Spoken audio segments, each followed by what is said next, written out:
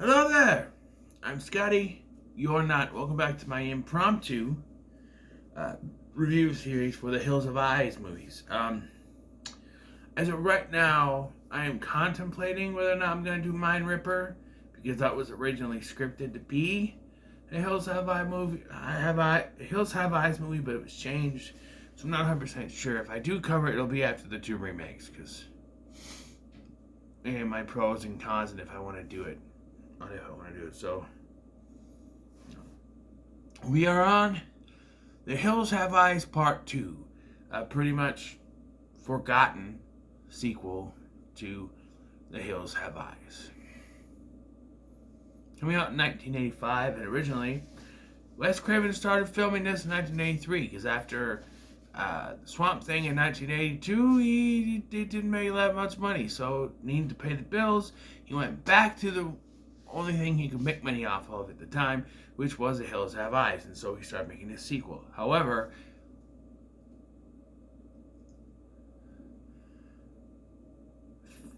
three-quarters of the way through filming, the studio pulled the funding due to the studio stopped the filming due to concerns over the budget, and so the project was shelved.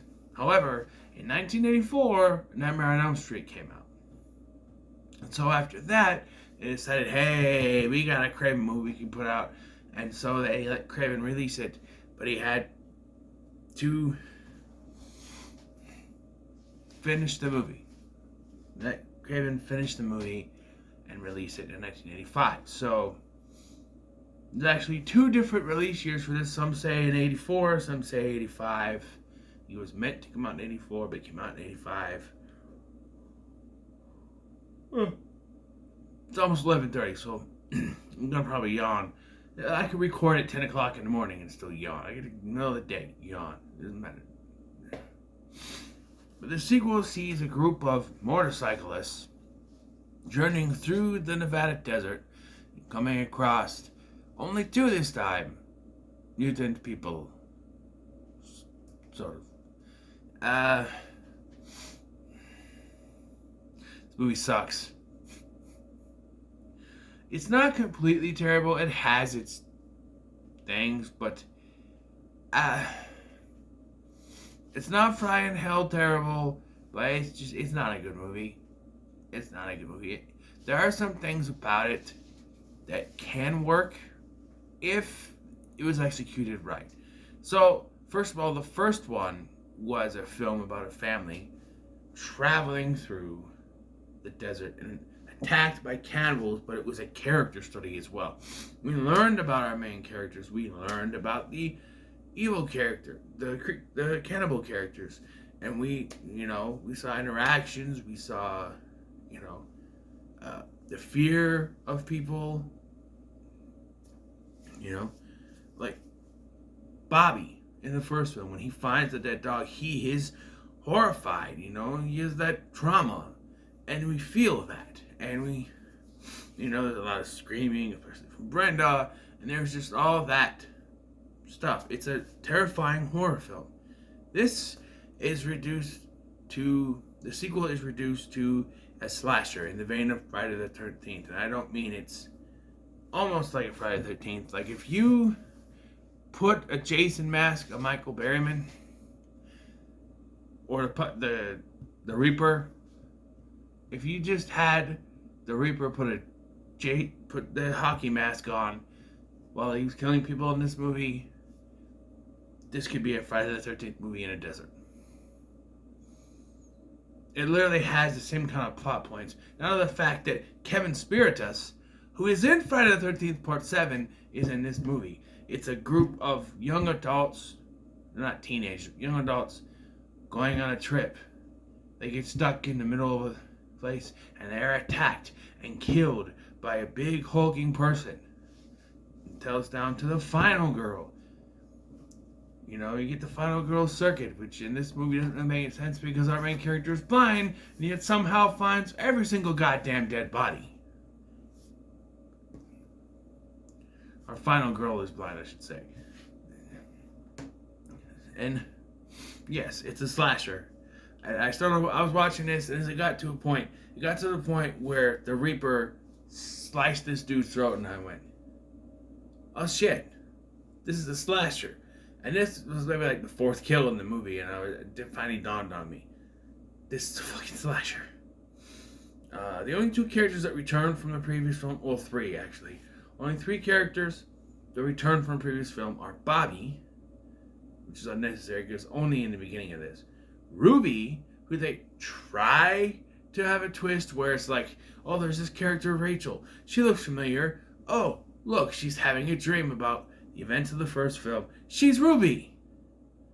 If you knew what the actress looked like, even though her hair is shorter here, you would know it's her. And of course, Michael Berryman is Pluto. That's it. So you have these characters going out there for this thing. Bobby shows up at the beginning and shows that he's in therapy, but he and Ruby are running this motorcycle team, which only rides Yamahas, because that's who's paying. That's what motorcycle company's paying to have their bikes in here, so yeah. Bobby is gone from this film, from the rest of the film, from the point of after the therapy session. Because the therapy session beginning of this only suits to give us the rest of the third of the movie that Wes Craven filmed after the fact. Or not filmed, but flashbacks. It's not as extensive as Silent Night, Deadly Night Part 2, but yeah, there's flashbacks. Bobby has a flashback. Ruby has a flashback. The goddamn dog has a flashback. Also, we can tell the story of the first film and what happened to the audience who didn't know. It's not like it's edited. It's full sections. Like Bobby's flashback is the full thing of him and Brenda blowing up Papa Jupiter and all that stuff. And then you get Ruby with the baby and her flashback. And the dog has a fucking flashback. Dog has a flashback. The dog has a flashback. What? Why? Just why? And yes, I mentioned the final girl is the blind girl, Cass. Why is she blind? Why does it make sense to have your fun? I was thinking, I saw her, she's blind, I'm like, oh, she's the first one gonna die. Because in a slasher, she would be the first one to die. She is blind. For all intents and purposes, she is the least likely person to survive to the end of the movie. And yet she does. Why? I don't fucking know. And they do a whole final girl circuit, which is what they call it when that person finds their dead bodies. But she's blind. She's going around feeling, oh no. And it's like, it doesn't work. It doesn't work because she's blind. Why does this character have to reach the end? Why is she? It's implied she has psychic abilities, maybe? And other than that, either that or there's a weird edit because there's a scene where one of her friends is getting killed and it flashes at her going, no, Jane. And then the next scene she's going, Jane, where are you? Jane. Like she didn't just have that. Like she didn't see it in her head. I don't know. Also, this movie is lit like shit. There are 2 African American actors in this movie. Most of this movie is shot in the dark, and this is not racist in any way, shape, or form, but you can barely see them because it's not lit. Like the last film, the first film, it had scenes in the dark, but it was lit well, so you could see what was going on. Here, almost the entire film is in the dark, bar the beginning of this, and some of the stuff at the beginning, and going into the desert, the rest of it is complete nighttime stuff. And you can barely see the African American actors because the lighting is so shit. And even then, other stuff is going on, and you can't see shit. There's stuff that's edited wrong. Beast gets his revenge on Pluto, knocking him off the cliff, like what happened to Mercury in the last one. It's edited so terribly, who knows what's really going on. And if the dog jumped up and pushed him, the dog would go with him, but it doesn't because we already killed a dog in the first one, so, man. And, our big bad. I have a big problem with the big bad killer in this film, the Reaper. So there's only two cannibal people in this, Pluto and the Reaper. And the Reaper is explained to be Papa Jupiter's older brother. Bull fucking shit. There is no way that he is Papa Jupiter's older brother, because the whole entire fucking backstory of Jupiter was that he was born sideways from his mama's womb and tore that shit up, and they was left out there in the desert. So he is the bigger brother. So you telling me that it happened twice? Fuck no. Fred would have mentioned something.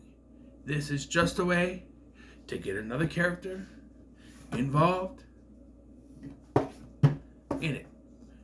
You could have brought back another character. Say Mars survived, or maybe there was another character that wasn't there. Maybe the Reaper was another brother or something that wasn't there at the time, you know? Or maybe he could be a character that got out of the life and then found out that his family members were killed and so came back for revenge. Who knows? But there's no fucking way he could be Papa Jupiter's older brother. It just makes no fucking sense. And Ruby, the character that should be the final girl, that should be the one to go in and face her family, gets killed. Not only does she get killed, she gets killed in the most stupidest fucking way that you don't even realize she's dead. So she's out there with some guy named Hulk, and he gets shot with an arrow, right? And as she's going through the desert, Hulk's body is flung at her. She flies back, hits her head on the rock. You're like, okay. And when she wakes up, she's gonna get her revenge.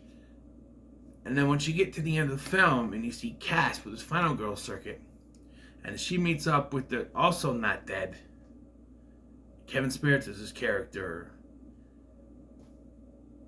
Harry? No, that's Peter Fetchett's character.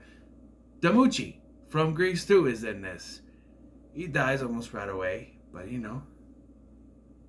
Way to go, Damucci. But Kevin Spirits' character. But I don't care. He's knocked off his motorcycle earlier in the film, and he pops back up. So also, if you see something like that happen, he's coming back, you're going to think Ruby's going to come back and save the day. No, or Rachel, as she called him this. She's dead. She hits her head on the rock, and she's dead. This was a major character in the last film. This was a character that left her family. She turned against her own family to help this other family. And she dies like this. Like, well, one, she shouldn't have died in the first place, but if you were going to kill her off, do something grand. Have her decapitated by the Reaper.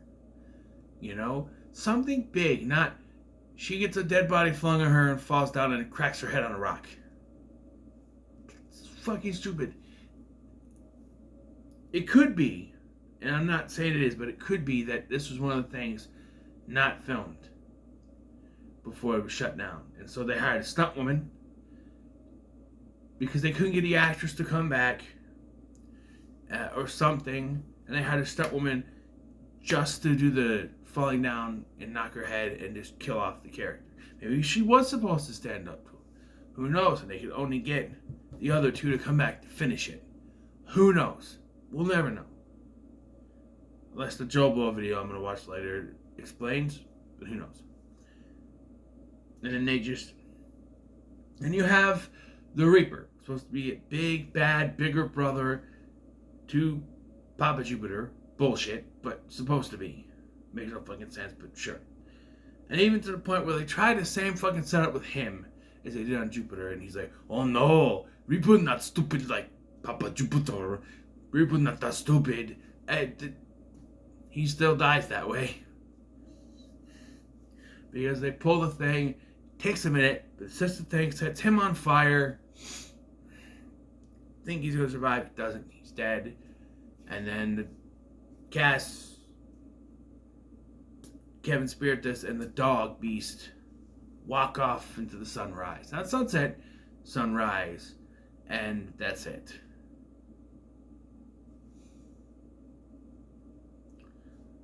Also, I feel like there's also a problem with the writing, because the whole reason why they're stuck there is their gas was cut. Like, they're leaking gas, so they can't drive the bus. But at one point, Foster, the one African American guy, starts the bus and drives it to a certain point before it stops again. And I'm like, wait, huh? What? How is he able to drive it? There's no gas. It makes no sense. It makes no sense. It just makes no sense. And Foster himself comes off as a discount JJ from Good Times, but not funny. Kind of like JJ in The Guyver. Kind of like that. He's not funny in that. But this guy, he's trying to be funny. He's not funny. Yeah. Also, besides the fact that there's flashbacks, there's other padding. And maybe this is why they made Cass blind, because most of the time there's... That just seems to go on and on and on forever as she's walking through and she's calling for her friends. We know her dad, and she doesn't, and it just... I don't know. I don't understand why the final girl had to be blind. Was the actress blind? I didn't look it up. If she was, then that's okay. That's one thing. But the character still didn't have to be blind. And I don't think she is really blind, because there are times where, I don't know, you could just tell that she was just looking the other way because she was supposed to be blind. And the actress didn't really know what she was doing, but I don't know. This movie... Now, normally I think this could get a Fry in Hell, but I'm not deeply attached to the first one like I would be with sequels this bad come out to movies. To me, the first one was okay. It's nothing spectacular. It was fine. So I had no big expectations with this one to begin with.